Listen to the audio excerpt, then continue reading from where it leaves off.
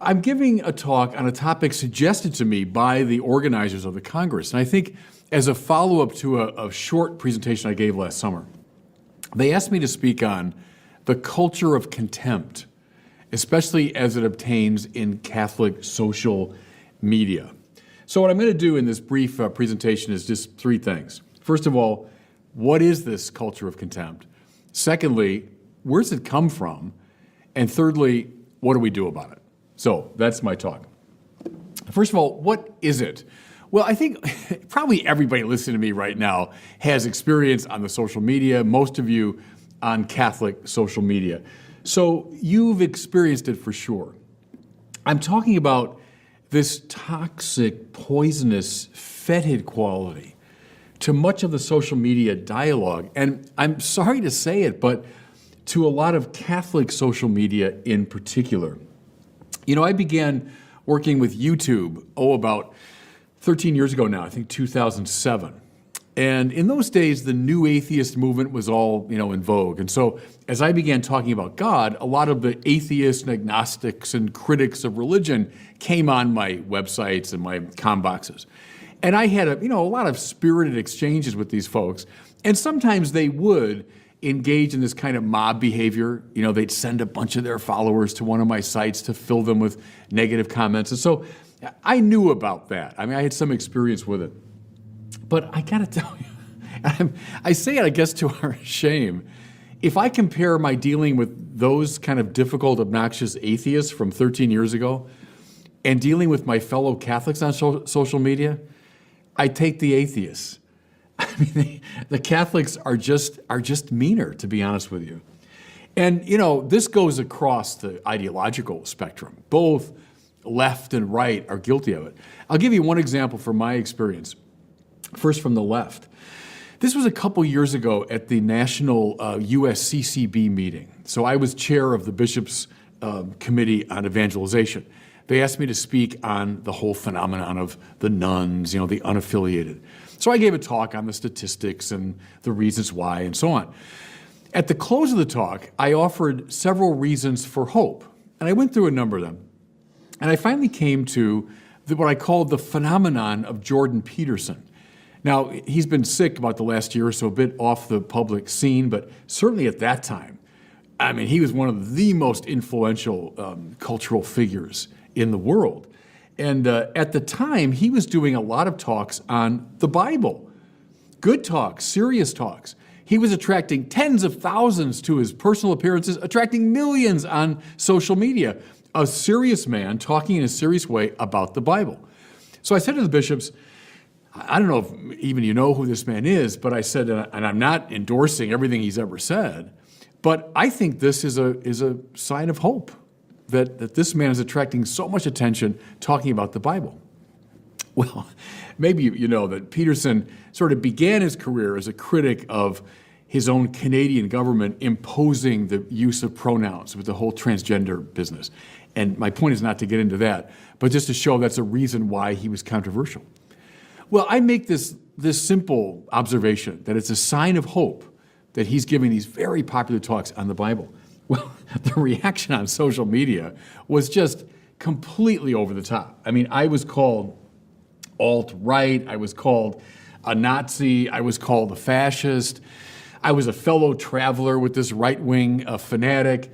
Someone even said I was basing my apologetics on the alt-right work of Jordan Peterson.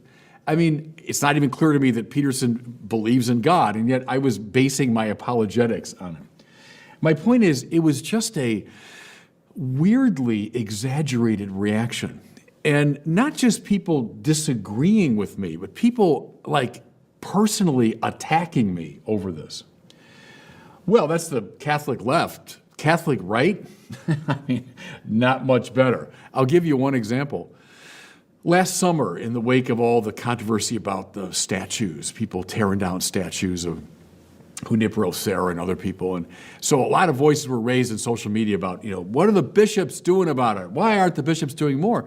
And I just made a simple observation in an article that bishops had indeed spoken out. We had played our role as teachers, but that according to Vatican II, as the bishops teach and sanctify, it's the task of the laity now to sanctify the world, because the secular order is their proper sphere.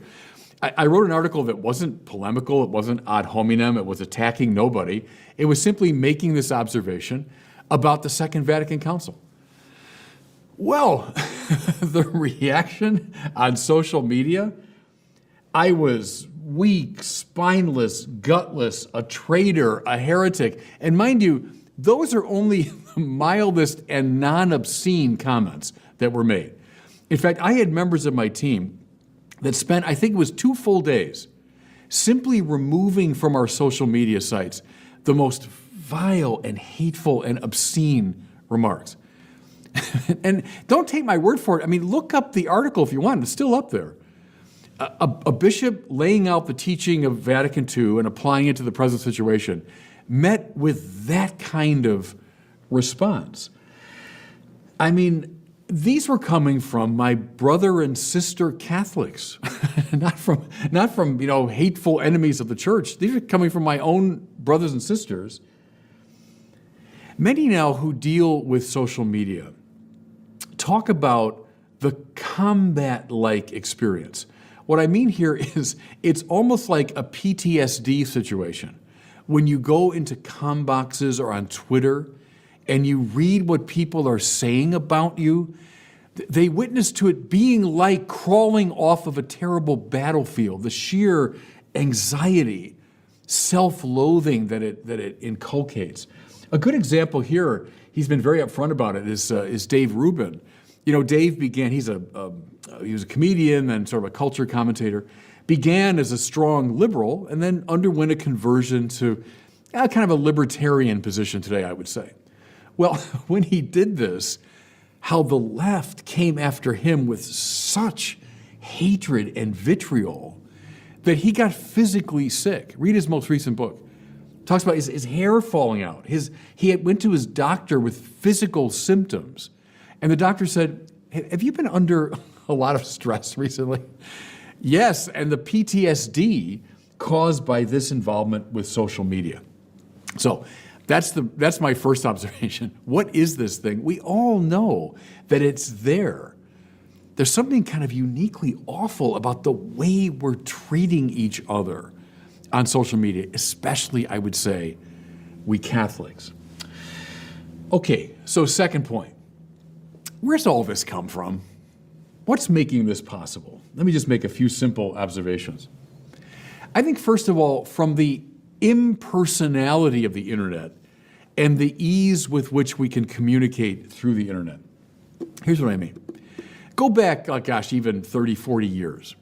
If you read an article in a newspaper or magazine that really got you mad, and you wanted to say something about it publicly, well, you'd have to sit down and you'd have to type out a letter. You'd have to find an envelope and a stamp and address it, send it to the editor of the magazine. The editor would open it up. He'd have maybe a lot of letters. He'd read yours. Likely, if you were saying all kinds of over-the-top things, he'd say, well, that's crazy, and throw it away. Even if you got through this whole gamut of requirements and your letter was published, it might appear in the paper. People would look at it and say, oh, that guy's crazy, and they throw the paper away. Now, none of that is standing between your opinion and utter publicity. Anyone now can sit in his basement, type out a few words, no filter, no editor, no one standing in the way, and just like that, 24/7, 365 days a year, all over the world, your comment appears. The ease of communication, and then furthermore, the impersonality of it. Not even having to claim your own name and identity. You just fire off some crazy remark or some really wicked remark under a fake name or a moniker of some kind. This has contributed, I think, to the intensity and the vitriol of these attacks. I've read about what they call the fake backbone phenomenon. People say, I am mad about this. I'm going to stand up to that person. So you feel like really brave. You've done something brave and strong, but you really haven't. You haven't confronted the person. You haven't put your name out there. You haven't opened yourself to criticism. You've just, in this very anonymous way, dashed off a remark. That's no backbone. That's fake backbone. I came across this just recently in a new book on Lincoln I'm reading. We all know that Abe Lincoln was a famous storyteller, right? So when he was a young man running for political office in Illinois, he got up, they say at one point, and he was also quite a good mimic. I didn't realize that, but a very good mimic. And he got up, and in the presence of his opponent, he began mocking him, mimicking his voice and making him seem foolish. And the crowd really got into it because Lincoln was such a good storyteller. Big reaction. He thought, boy, I really knocked this one out of the park. But then, according to the story, Lincoln looked over and saw his opponent weeping. And it so broke his heart that on the spot, Abraham Lincoln decided, I'll never do that again. So he was, politically active person, obviously, and made strong public arguments. But he said he would never engage in that kind of public mockery again. I'll get to some of this later, but maybe think about that. When you're tempted to fire off one of these really vile remarks, think of the person receiving it weeping. So that's one reason, the impersonality of the internet. Here's a second reason, I think, behind so much of the cruelty. We are being manipulated. Now, to back this up, and no one paid me to say this, but go on Netflix and get the movie called The Social Dilemma. I don't know if you've heard about that. It's a really interesting documentary, and it interviews a number of key players at like Google and Facebook and Instagram, the people that were involved in the formation of these means of communication, all talking about the shadow side of these things, all talking about the way that these technologies manipulate us in very dark and negative ways. Here's a first observation. The way these machines were designed, think especially of the smartphones that we all carry around, with their notifications and the email and the dings, the pings when something comes in, a message comes in. All of these were designed to be addictive. They trigger a sort of chemical reaction in the brain. Hey, someone's responding to me. Oh, I got an email. Oh, someone liked what I put up there. And the machines themselves are designed to draw us very addictively into this world. Furthermore, we all know about these algorithms, so-called. These sort of impersonal formulas by which we are manipulated to watch things in certain areas. So let's say you go on a website, and then the algorithms begin kicking in. Oh, he likes that sort of thing. Send him 5 more. And then I start looking around those. Oh, he really likes those. Send him 10 more of those. Or boy, he follows that person. Listen to that political point of view. Send him 5 more like that. Oh, he actually watched 2 or 3 more. Send him 10 more of those. What's the result of this manipulation? By the way, which is for the sake of money. It's to get our eyes on the screen so that advertising money flows into the right places. But what's it doing to us? It's locking all of us into these various silos. Here's the little area now that I am interested in, and all I start watching and all I start reading are people along these lines. Now, politically, I just start watching nothing but the liberal point of view or the conservative point of view or whatever point of view. But what's behind a lot of it is this impersonal manipulation, which is dividing us into camps. Another point they make is this. The algorithms like it when we fight because you start fighting with somebody. That's interesting. Other people begin watching. This is the car wreck on the side of the road phenomenon, right? There might be just a little fender bender off the side of the road, but we all got to stop and stare at it. So 2 people are fighting. That's interesting. Let me pay attention to that. Oh, algorithms are kicking in. Oh, send them more things like that where people are fighting about the same issue. Oh, that's really interesting. Now I'm spending hours of my day watching these ridiculous ideological fights on Facebook or on Twitter or whatever. Am I realizing, again, watch this film for the details, am I realizing how manipulated I am and how all of us are being drawn into conflict precisely by these impersonal forces? Here's a third observation. Gosh, I think it was actually many years ago at the Congress, I spoke on René Girard, the great French-American philosopher, died just about 10 years ago now. But maybe most of you know the contours of Girard's famous theory of scapegoating, victimization. Basic idea is that when conflicts arise in a given society, this could be a coffee klatch, it could be a nation state. When conflicts arise, what we do by a basic instinct is we look for scapegoats.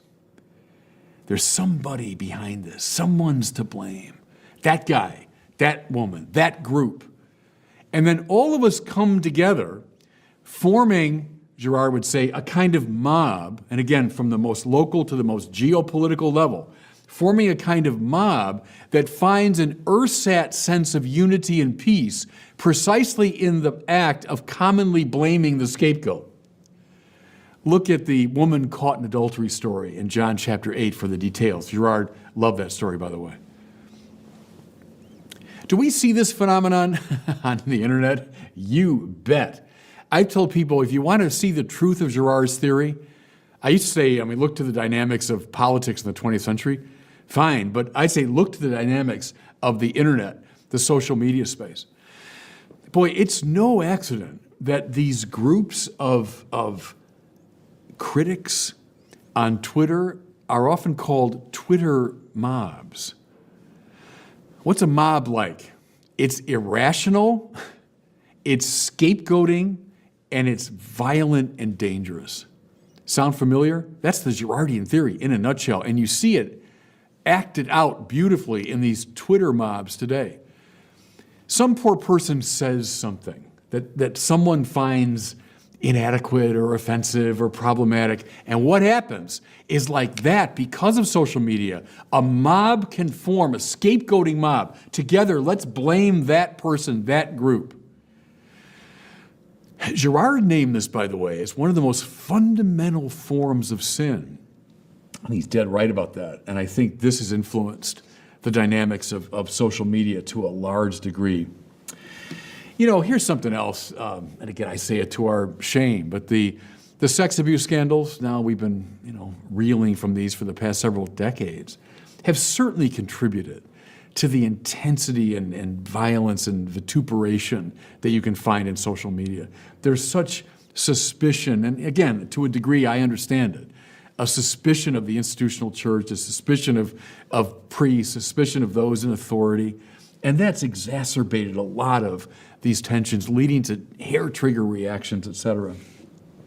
And just a last reason for why this is happening, where it's coming from, is, frankly, the presence of some pretty nasty people on social media, and especially in Catholic social media.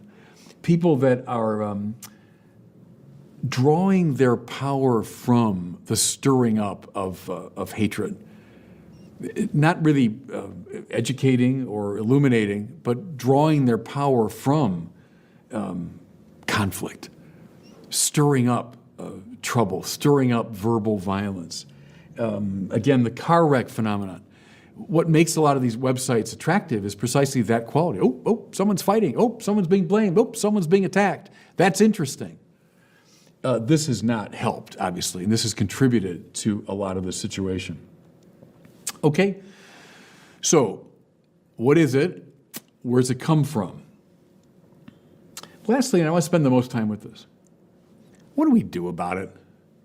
What's the way forward now for all of us who are, users of social media, but people that also love the Catholic Church? We want to get involved in community. We want to get involved in evangelization. We want to get involved in teaching. We want to use the social media as best we can, but avoid these difficulties. Let me make just a couple of practical suggestions. First, I'd recommend everybody fasting from social media from time to time. Now, there were people, by the way, in that film I referenced, The Social Dilemma, founders of these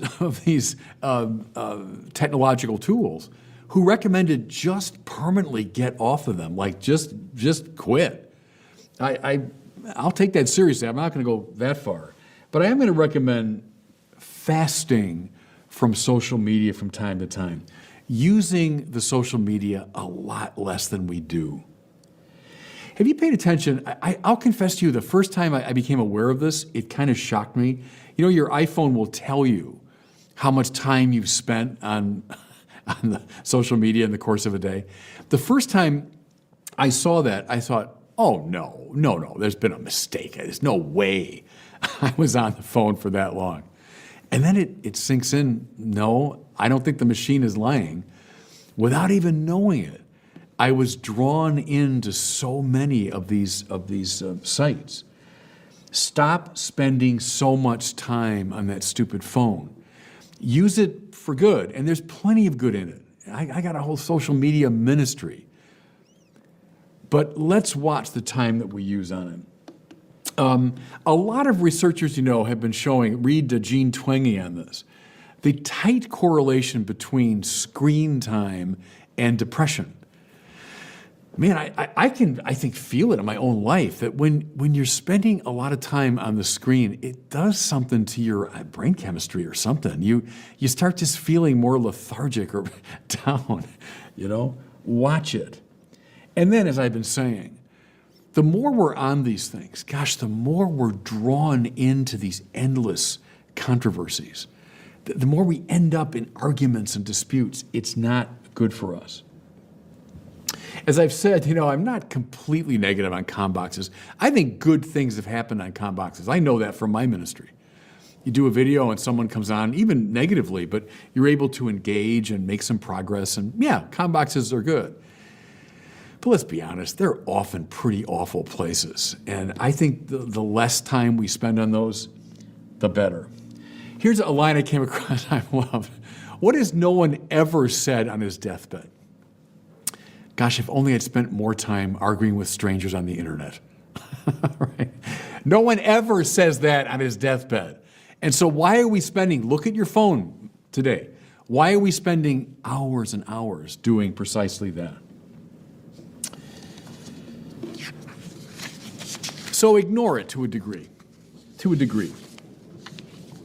Hey, with Lent coming up, that's a challenge. Do you want to get really, really serious? Maybe fast completely from these things, but fast maybe just to a degree. Say, I'm not going to go beyond 1 hour of use per day. Try something like this during Lent. Here's a second recommendation of what we do. Keep in mind the distinction between quarreling and arguing. The distinction between quarreling and arguing. Here's a citation from G.K. Chesterton's autobiography. This is where I got this distinction. This is G.K. speaking. My brother, Cecil Edward Chesterton, was born when I was about 5 years old, and after a brief pause, began to argue. He continued to argue to the end. I'm glad to think that through all those years, we never stopped arguing, and we never once quarreled. That's the distinction. What's to quarrel? To quarrel is to fall into animosity, mutual dislike, ad hominem attack, feelings of aggression, self-loathing. Those are the marks of a quarrel. What does it mean to argue? And if you've been following my work, I've been on this for several years. To recover the importance of argument. To argue is to observe carefully, to propose hypotheses, to think clearly and logically, to draw conclusions reasonably, to admit when you don't know something, to accept criticism gracefully. Good. That's what it means to argue. I'm for argument. Put that on my tombstone if you want. That guy stood for argument. I hate quarreling. The internet is filled with quarreling and almost no arguing. We've forgotten the graceful art of engaging in just this kind of disputation with someone with whom we disagree. Listen again. Observe carefully, propose hypotheses, think clearly and logically, draw conclusions reasonably, admit when you don't know something, accept criticism gracefully. If you're into that, off you go. Use the internet all you want. Go into every ComBox you want if that's what you're doing. If you're quarreling, forget it. Forget it. Cut it out. Cut it out. Quarreling's getting us nowhere. Arguing will get us to a very good place. I've long agreed with the great Methodist theologian Stanley Hauerwas, who said, "The great need of our time is to learn again how to have an argument about religion in public." Man, it's a good line, isn't it? To learn again how to have an argument about religion in public, somewhere in between violence and bland toleration. There's the space of argument. Thomas Aquinas lived in that space, by the way. Recovering it is really important, I think, to moving forward. Here's the third recommendation. We might recover the moral significance of calumny. We might recover the moral significance of calumny. Now, I know that's a word that seems maybe a bit quaint, calumny, but it actually names something I think of real importance in our internet age. Here's the Catechism of the Catholic Church on calumny. Mind you, in the context of its presentation on the 8th commandment, thou shalt not bear false witness against one's neighbor. Maybe not the commandment that springs right to mind, but I think today, commandment number 8 is a really important one. Here's the key citation from the Catechism. When it is uttered publicly, a proposition contrary to truth takes on a particular seriousness. Again, when uttered publicly, a proposition contrary to truth takes on a particular seriousness. You go on the internet, remember 24/7, 365, all over the world. You're saying something that you know or suspect to be false about someone. You're propagating a calumny already committed. You're destroying someone's reputation, bearing false witness against your neighbor in a very serious way. Here's a bit of a definition of calumny from the Catechism. Calumny has to do with propositions contrary to the truth that are detrimental to the reputation of others and give occasion to false judgments in their regard. Maybe put that on a little piece of paper next to your computer screen. Again, it has to do with propositions contrary to the truth that are detrimental to the reputation of others and give occasion to false judgments in their regard. Does that sound familiar? I mean, I think we're all in the social media space guilty of this from time to time. More from the Catechism. Calumny destroys the reputation and honor of one's neighbor and thus offends against both justice and charity. Think about that, everybody. When you're tempted to trade in this kind of, mean-spirited exchange, when you're tempted to get involved in a Twitter mob, to jump onto this train of calumny, keep these offenses in mind. You're writing something that you know is false or at least misleading or superficial or one-sided. You're not just playing a game here. This is something of great moral danger. I love this from Pope Francis. Boy, is he good on this, isn't he? He really is clued into the dangers of calumny. He spoke in one of his morning mass homilies of, quote, the dark joy of gossiping. It's good, isn't it? There is a kind of joy. That's why we do it. That's why we join Girardian scapegoating mobs or Twitter mobs. But it's a dark joy. It's a dysfunctional joy. It'll eventually turn on us and turn into something much more like depression. I like this from Kierkegaard, the great philosopher. He said, when you label me, you negate me. It's true, isn't it? You jump on the internet now and you join a Twitter mob and you're just labeling someone because they said one thing that was slightly off what you think is right. When you label me, you negate me as a person. Reread that section of the Catechism. Take a good look at this treatment of the 8th commandment about bearing false witness. And I think, friends, that could be a good way forward. Here's a fourth recommendation, and this is another one you could put up, I think, next to your computer screen.